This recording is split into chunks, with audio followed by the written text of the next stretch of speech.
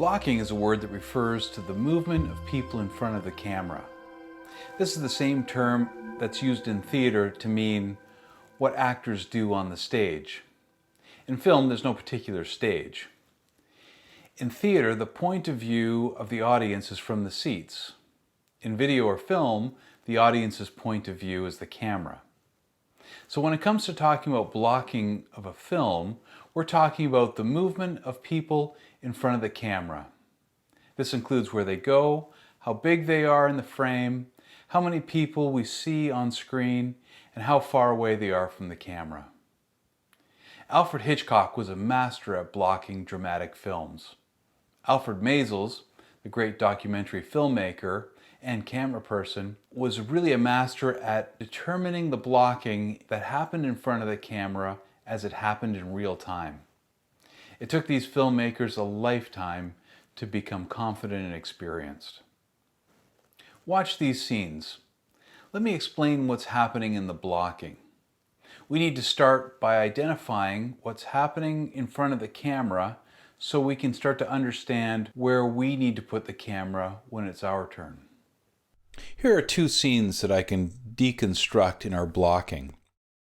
Both are short films that I've made over the years, and I'm using these films because I have the legal right to be able to do this. So in this first scene, we have a two-hander, meaning two characters. It's a dramatic scene, and in this opening shot, an establishing shot, I have the two characters going from screen left to screen right, where they go and sit down at the table, giving me the opportunity to set up a new camera angle, which will be a medium shot inside the kitchen.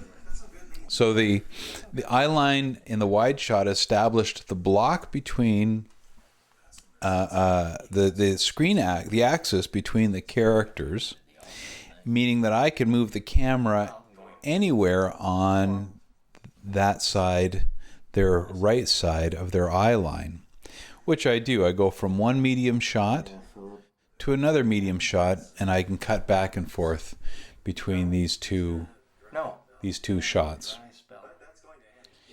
Now what happens is... No, I'm going to turn it around. Philip, we're not in a position to... I know. I move into For me. It's not an example. some extreme close-up shots. I'm on the same angle as those medium shots. I've just zoomed in more than my 50%, Find something. and I can cut back and forth between these shots as the characters look at each other. Then what happens is one of the characters get up and leave, and I can cut back out to my wide shot, which is framed, leaving the frame on the remaining character, who then gets up and comes back into this room. So I've used 5 shots. This wide shot, where I establish the entirety of the scene. Then I can go to my medium shots. I can cut back and forth between those two medium shots and between those two matching extreme close-ups. In this documentary scene, it's very short. The characters aren't talking to each other, but I'm just watching these subjects as they're having dinner in preparation for their evening. I use 5 shots again.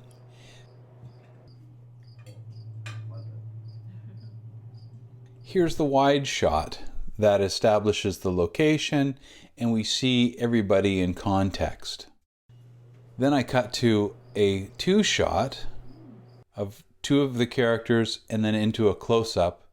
Notice how from the wide shot to the medium shot, I've zoomed in 50% and then zoomed in another 50% from that to watch the close-up of this character with the sunglasses on, before cutting to, from the same angle, a 2 shot of the subjects across the table, and then I move my camera more than 45 degrees over to a 2 shot of these other subjects, and then the scene ends. So I don't go back out to the wide shot, but I've used the 5 shots staying on this side of the table, not breaking the axis.